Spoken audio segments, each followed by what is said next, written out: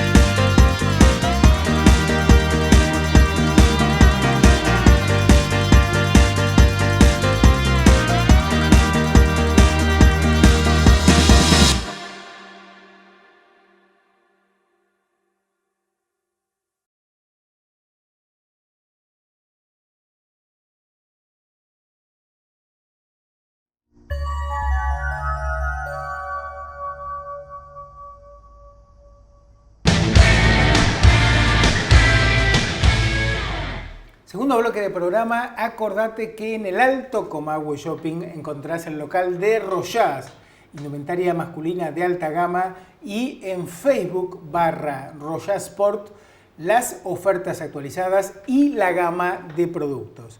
Vamos ahora a enfocarnos en el sector energético en la región, sus perspectivas para el 2016, con el aporte del ingeniero Rubén Echeverry. Fue secretario de Energía de la provincia y un conocedor del sector. ¿Cómo estás, Rubén? Bienvenido. Muy bien, Daniel. Gracias por la invitación y, bueno, terminando el año y siempre hablando de energía. ¿Cómo ves las perspectivas para el sector energético? Son a nivel macro, son difíciles por la situación heredada de esta emergencia que se ha declarado, que en realidad poner blanco sobre negro la situación real, sí, claro, del sistema energético como muchos otros, ¿no? Sincerar de alguna forma, y había al principio datos oficiales, luego era algo parecido como el INDEC, que no se tenía, claro, datos ciertos. Entonces, a nivel macro hay cierta dificultad, hay que pasar el verano desde el punto de vista de los calores, de una demanda desbordada por muy poco eficiente, sin ningún tipo de restricción ni de cuidado, claro, porque el precio es muy barato. Entonces hay una situación macro a corregir.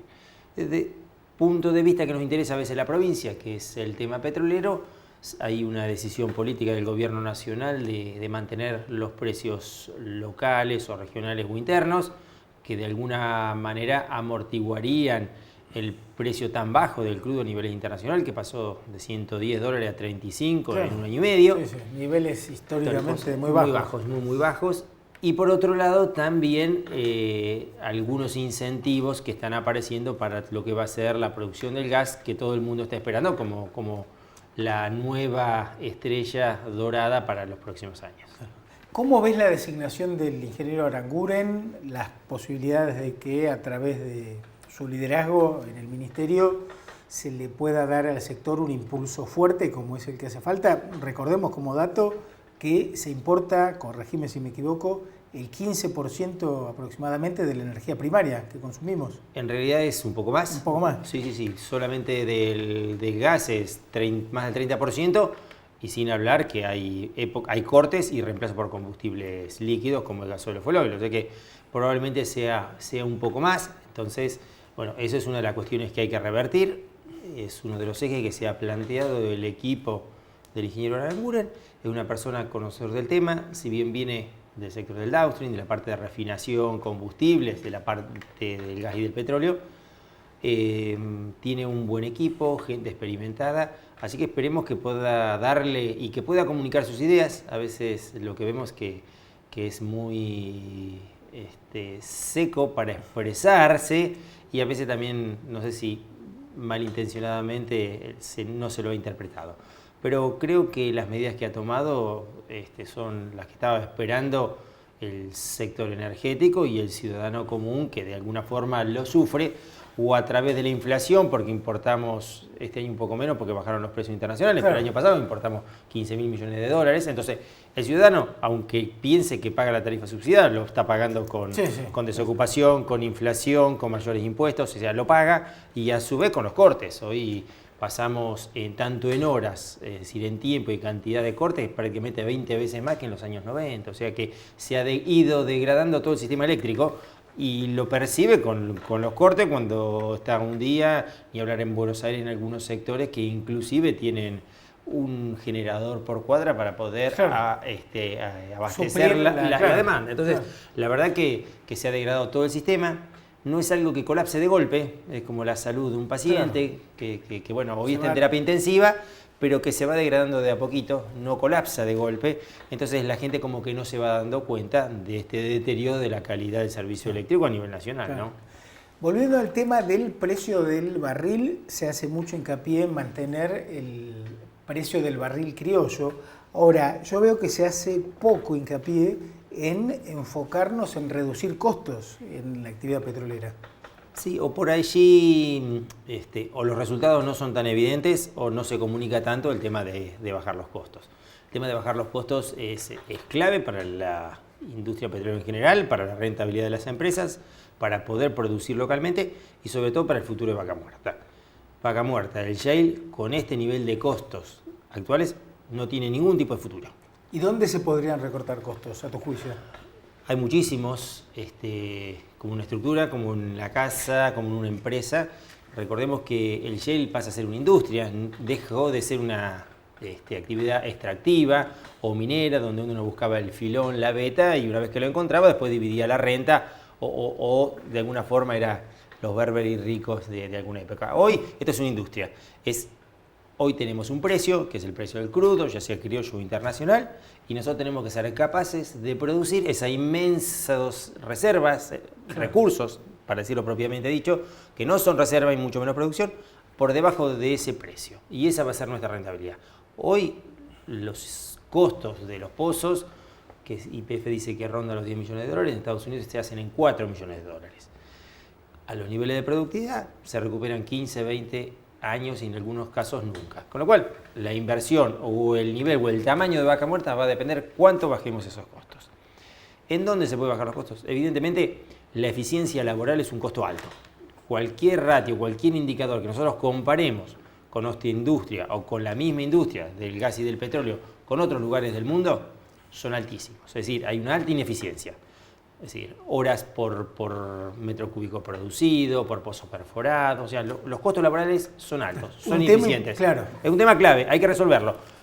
No estoy ni hablando ni si son sueldos caros, altos. Yo estoy diciendo es el costo laboral, por ejemplo, una empresa de servicio, que históricamente e internacionalmente ha sido del orden del 30, 35, sí, dependiente hasta 40%, hoy son entre 60, 70 y hasta 80%. Entonces, evidentemente, ese es un factor que hay que abordar y es un tema pendiente a resolver. También, para que no sea sacado fuera de contexto, ni siquiera estamos hablando de bajar los sueldos de los empleados, sino hacer eficiente el costo laboral. Claro. Bueno, ahí tenés un tema. Uno es el precio, es decir, el costo laboral unitario, y otro tiene que ver con que por presiones sindicales, para manejar un equipo se exigen más personas de las necesarias, ¿no? O sea, quizás con 3 personas manejas un equipo y el sindicato te presiona para que tengas 6. Ese es otro de los temas que va a haber que sentarse a negociar en función de que por allí o por los apuros o por los altos precios, las ineficiencias se tapan, como cualquier actividad, no solamente la petrolera. Entonces, ahora, en la época de vacas flacas o de precios bajos, hay que empezar a mirar todo eso. La logística es otro tema donde hay muchísimo para hacer, ¿no? Hay camiones que vuelven vacíos, hay camiones que hacen recorridos ineficientes, que no se comparten cañerías, caminos, depósitos, ni entre privado, el Estado o empresas. Claro. Entonces todo lo que empezamos en el año 2012 con el clúster, que decíamos que shale era igual a share, que era compartir, ha habido poco avance. Quizás por la gran preponderancia que ha tenido YPF, que ha concentrado todo, y quizás tampoco ha sido demasiado eficiente en administrar sus costos, pero el tema logístico es otro de los aspectos donde se pueden bajar muchísimo los costos. Claro. Todo lo que son la alta carga y presión impositiva, sin duda es un costo que afecta en forma directa a todas las actividades, pero también la petrolera. Claro, así que claro. Hay un montón de cuestiones, el costo, ni hablar del costo financiero, o sea, cualquier actividad, desde que yo me compro un camión, tengo un costo por el leasing, por el crédito, que hoy ronda 30-40% en pesos o 18% en dólares, cuando esta misma industria en otro lugar del mundo son 5% en dólares anuales. Entonces el costo financiero es otro que con estas nuevas medidas macroeconómicas que ha tomado el país, cuando tiende todo a normalizarse, los costos, al menos en dólares, para quien tiene la posibilidad o la capacidad de financiarse afuera o con equipamiento que por ahí no se fabrica acá y que lo trae, van a empezar también a bajar. Claro. O sea, son todos estos rubros, pero hay que ir detalladamente en todos los aspectos que hacen a los costos para irlos bajando, acordando y buscando nuevos proveedores, trayendo know-how de otras industrias que a veces son más eficientes por su experiencia, sobre todo de la industria.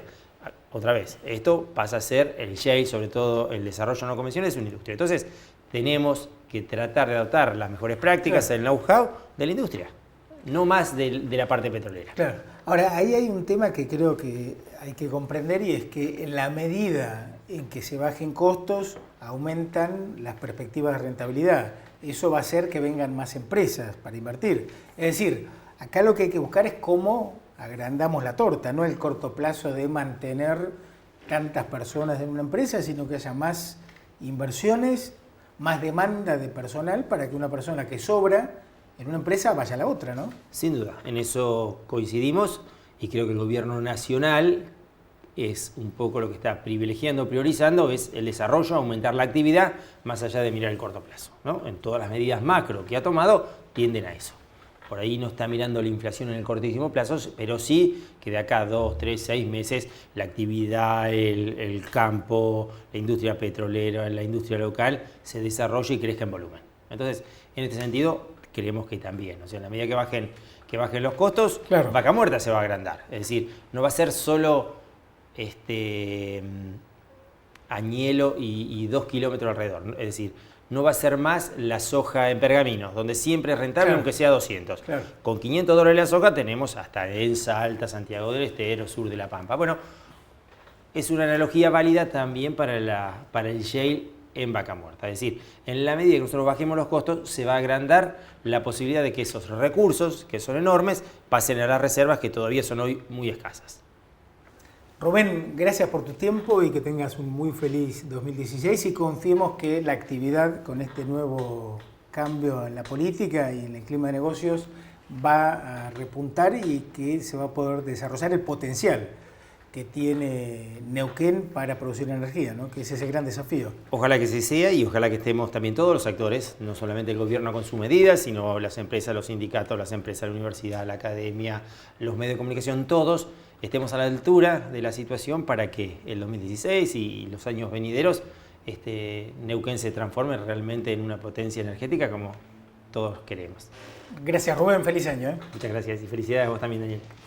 Pausa, y en el próximo bloque la entrevista con el contador Omar Pirrelo, socio gerente de ASPA. No se vayan.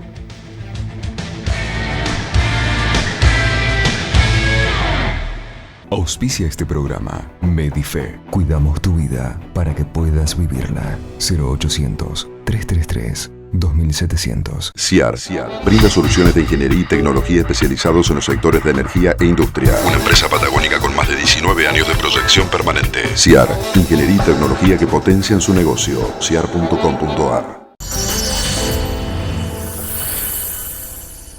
La producción del programa se comunica con Claro, Avenida Argentina y Diagonal 25 de Mayo, frente al Monumento a San Martín, Neuquén.